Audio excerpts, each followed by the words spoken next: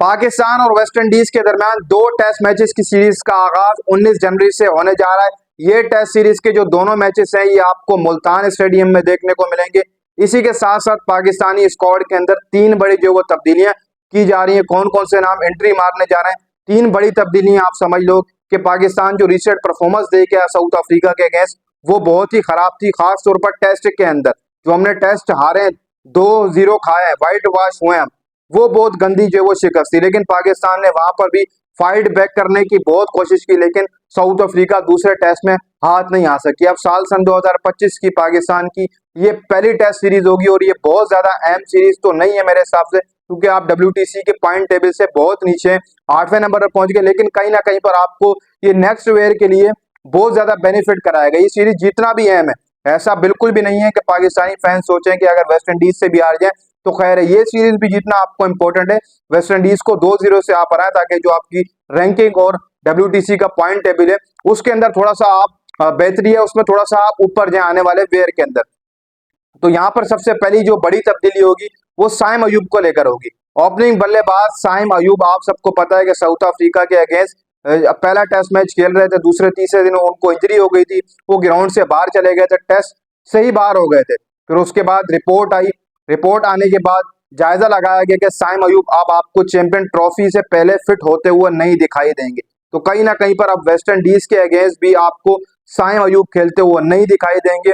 उनकी जगह आपको इमाम उल हक जो वो स्क्वाड का हिस्सा बनते हुए दिखाई देंगे। इमाम उल हक की अगर परफॉर्मेंस देखी जाए टेस्ट के अंदर तो बहुत ही बेटर परफॉर्मेंस रही है। रिसेंटली जो डोमेस्टिक टूर्नामेंट्स रहे उनके अंदर भी इमाम उल हक ने काफी जबरदस्त परफॉर्मेंस दी है। और कहीं ना कहीं पर अगर देखा जाए टेस्ट टीम के अंदर साइम अयूब की जगह इमाम उल हक अगर आ जाते तो बेटर रहेगा, क्योंकि साइम अयूब की जगह एक लेफ्ट हैंडेड बल्लेबाज अगर देखा जाए तो वो इमाम उल हक बन रहा है और इमाम उल हक की एंट्री होने जा रही है साइम अयूब की जगह। तो साइम अयूब बैड लक के साथ स्क्वाड से बाहर हो चुके हैं। हमारे को इतने अरसे बाद एक की बैट्समैन मिला था, वो भी हमने जो वो इंजरी के बाद गवा दी। लेकिन उम्मीद तो यही है कि बहुत जल्द साइम अयूब भी बैक कर लेंगे। लेकिन दौरा वेस्ट इंडीज जो दौरा करने वाली है वेस्ट इंडीज के अगेंस्ट आपको इमाम उल हक प्ले करते हुए दिखाई देंगे साइम अयूब की जगह।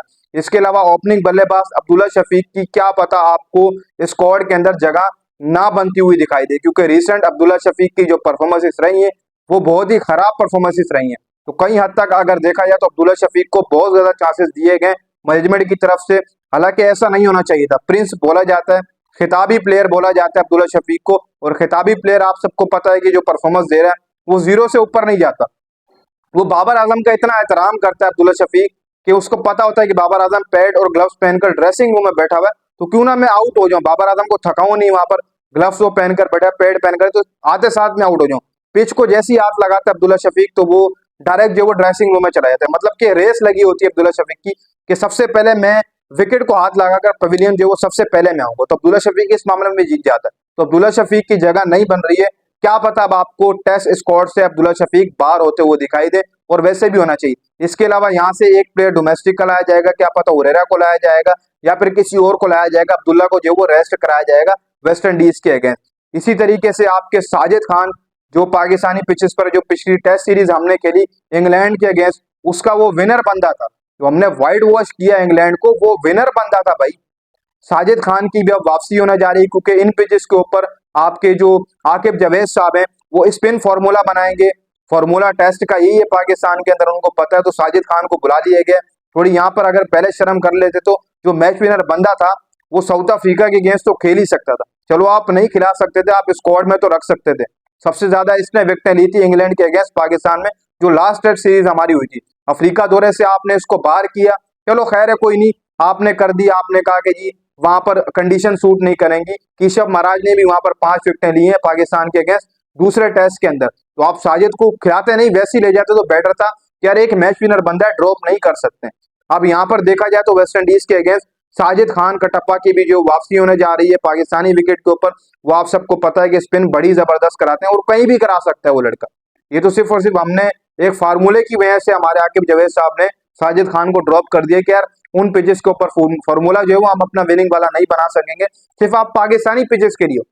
ये गलत है, आपको हर जगह जो है वो साजिद खान को लेकर जाएंगे। साजिद खान की भी वापसी होने जा रही है। एक फास्ट बॉलर जो वो यहाँ से ड्रॉप किया जाएगा, साजिद खान को लाया जाएगा। हो सकता है कि अबरार अहमद को भी जो वो टेस्ट स्क्वाड के अंदर रखा जाए बैकअप स्पिनर के ऊपर, क्योंकि जो विकेट तैयार की जाएगी मुल्तान की वो स्पिन ट्रैक बनाया जाएगा रिपोर्ट्स के मुताबिक, अभी खबर निकल के आ रही। साजिद होंगे, नुमान होंगे, ये दो तो पक्के प्लेइंग 11 में खेलेंगे। इसी के साथ साथ क्या पता अबरार को हो सकता है कि बैक यानी कि बेंच के ऊपर जो बिठाया जाए इन दोनों की जगह। दो स्पिनर वैसे भी क्वालिटी वाले हैं, नुमान हो गया, साजिद हो गया, विकेट जो वो आपको लेकर दे रहे हो। टेस्ट सीरीज भी आपको जितवाई है, वो भी इंग्लैंड के अगेंस्ट। तो साजिद की वापसी होगी। इसी तरीके से फास्ट बॉलर शाहीन शाह अफरीदी वो भी जो वो इस सीरीज के अंदर आपको कम करते हुए दिखाई देंगे, और बनता भी है शाहीन शाह अफरीदी का कम, क्योंकि फिर उसके बाद ट्राई सीरीज है पाकिस्तान की, फिर जो अगला मिशन होगा वो बहुत बड़ा होगा चैंपियन ट्रॉफी का। तो वहां पर भी जो वो शाहीन शाह अफरीदी उससे पहले वापसी कर जाए तो बहुत बेटर रहेगा। 19 जनवरी से पाकिस्तान और वेस्ट इंडीज के दरमियान टेस्ट सीरीज का आगाज होना है। इसी तरीके से सलमान अली यार को देखा जाए तो परफॉर्मेंस थोड़ी बहुत लड़खड़ाई है, लेकिन कहीं ना कहीं पर उनको ड्रॉप नहीं किया जाएगा। बाकी लड़के आपको वही देखने को मिलेंगे। फास्ट बॉलर से एक दो फास्ट बॉलर कम किए जाएंगे, साजिद खान को डाला जाएगा, शाहीन शाह अफरीदी की एंट्री करवाई जाएगी। इसी तरीके से कामरान गुलाम भी बरकरार रहेंगे स्क्वाड के अंदर, वो भी हिस्सा होंगे वेस्ट इंडीज के अगेंस्ट, दोबारा चांस दिया जाएगा। अब्दुल्ला शफीक को ड्रॉप किया जाएगा, साइम की जगह आपको इमाम आते हुए दिखाई देंगे, अब्दुल्ला की जगह कोई और प्लेयर आएगा। इसी तरीके से साजिद खान एक स्पिनर इंक्लूड किया जाएगा और शाहीन शाह अफरीदी को लाया जाएगा। इमाम की एंट्री होगी, साजिद और आपके शाहीन शाह अफरीदी की। ये तीन तब्दीलियां जो वो होने जा रही हैं जिनको किया जाएगा, और हो सकता है कि बहुत जल्द स्क्वाड का अनाउंस हो जाए और आपको दो तब्दीलियां जो वो देखने को मिले।